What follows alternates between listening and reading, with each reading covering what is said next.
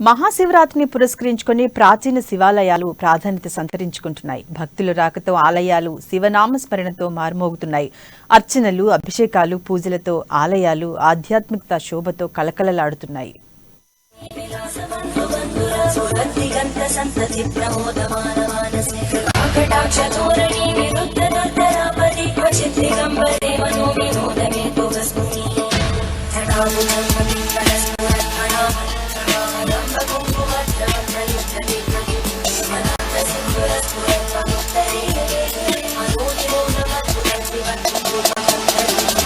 ఓంకారేశ్వరాలయం కొరాట ఆదిలాబాద్ జిల్లా నుండి 18 కిలోమీటర్ల దూరంలో ఉన్న జనత్ మండలం కొరట ఓంకారేశ్వర శివాలయం అత్యంత పురాతనమైంది. ఇది ఉత్తర వాహిని పెన్గంగా కాశీ మహత్యంగా పిలువబడుతుంది. ఉత్తర వాహిని ప్రవాహంలో బండరాళ్లపై శ్రీరామచంద్రుని పాదముద్రికలు, రకరకాల జంతువుల కాలి గిట్టల గుర్తులు ఉండడం విశేషం.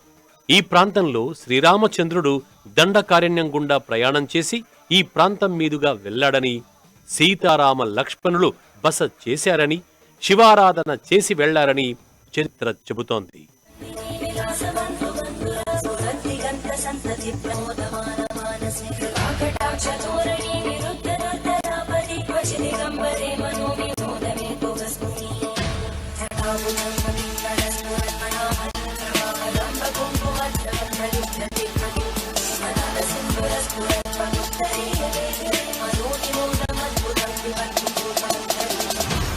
కర్ణాటక ప్రాంతానికి చెందిన భక్తుడు రామ్దాస్ మహారాజ్ తీర్థయాత్రలు చేస్తూ మహూర్ ప్రాంతానికి చేరుకుని అక్కడి మఠంలో ప్రాచీన గ్రంథం పఠిస్తున్న సమయంలో గోదావరి ఉత్తర వాహినిగా ప్రవహించే ప్రాంతం మహిమాన్వితమైన ప్రాంతంగా ఉందని తెలుసుకుని ఆ స్థలాన్ని కనుగొనే ప్రయత్నంలో గోదావరి ప్రవాహం వెంట రామ్దాస్ మహారాజ్ నడుస్తూ జనాకా ప్రాంతానికి చేరుకుని అక్కడ బస చేసి ఆ ఊరి ప్రజలందరినీ పిలిచి ఇక్కడ ఉత్తరవాహిని పెనుగంగా ఉందని చెప్పారు. చాలా పవిత్రమైన స్థలమని వారికి తెలిపారు. మున్ముందు చాలా ప్రసిద్ధి చెందుతుందని ఇక్కడ మందిరం నిర్మించాలని చెప్పడంతో చనాకా ప్రాంతంలో రామ మందిరాన్ని నిర్మించారు.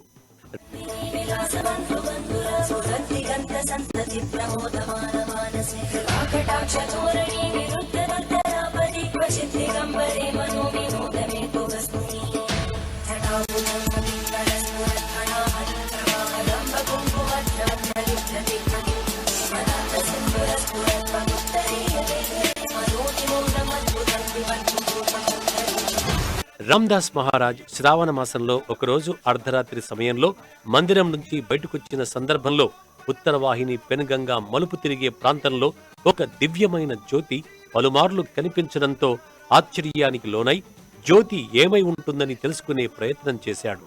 కొరాట గ్రామంలో సుమారు 500 ఏళ్ల క్రితం గోదక్ష మహారాజ్ అనే స్వామీజీ జీవ సమాధి అయ్యాడని, అతని ఆత్మ జ్యోతి ప్రతి అమావాస్య పౌర్ణమికి కనిపిస్తుందని, ఆ ప్రాంతంలోనే తిరుగుతుందని ప్రత్యక్ష సాక్షులు రామ్దాస్ మహారాజ్కి వివరించారు. ఎక్కడైతే జ్యోతి కనిపించిందో అక్కడికి రామ్దాస్ మహారాజ్ కొరటా గ్రామస్తుల్ని తీసుకుని వెళ్లి చూడగా కొన్ని వందల ఏళ్ల నుంచి మఠం అని పిలిచేవారని గ్రామస్తులు తెలిపారు. ఏదేమైనా ఈ ప్రాంతానికి చాలా మహత్యముందని రామ్దాస్ మహారాజ్ తెలిపారు.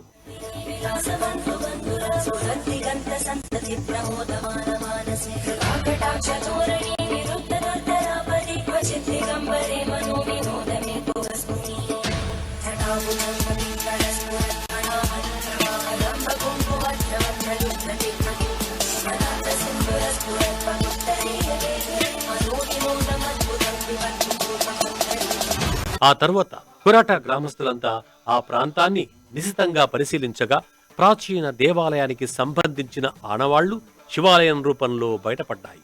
విరిగిన స్తంభాలు, పూర్తిగా ధ్వంసమై ఉన్న శివలింగం, పురాతన నాణేలు, శిలాశాసనం కనిపించాయి.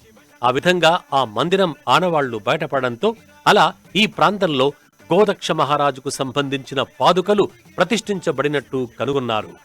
ఈ ప్రాంతాన్ని ఏ విధంగానైనా వృద్ధిలోకి తీసుకురావాలనే సంకల్పంతో కొరట గ్రామస్తులు 25 సంవత్సరాల క్రితం శివరాత్రి పర్వదినాన ఆ ప్రాంతంలోని ముళ్లకంపలు, చెట్లు తొలగించి ఆ ప్రాంతాన్నంతా శుభ్రపరిచి అందులో ఒక అర్ధరాత్రి శివనామస్మరణతో భజన కార్యక్రమాలు, గ్రామంలో సేకరించిన పదార్థాలతో భోజన కార్యక్రమాలు ఏర్పాటు చేశారు. ఇలా ప్రతి శివరాత్రికి నగర భోజనం పెట్టడం ఆనవాయితీగా వస్తుంది. ఇప్పుడు ఓంకారేశ్వర ఆలయం పేరుతో నూతన శివాలయం నిర్మించి పూజాది కార్యక్రమాలు నిర్వహిస్తున్నారు.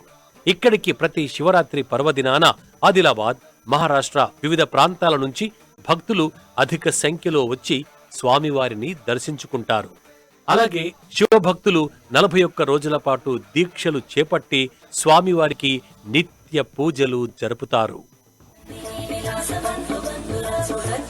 సంతతి ప్రమోదమాన మానసే కటాక్ష ధోరణి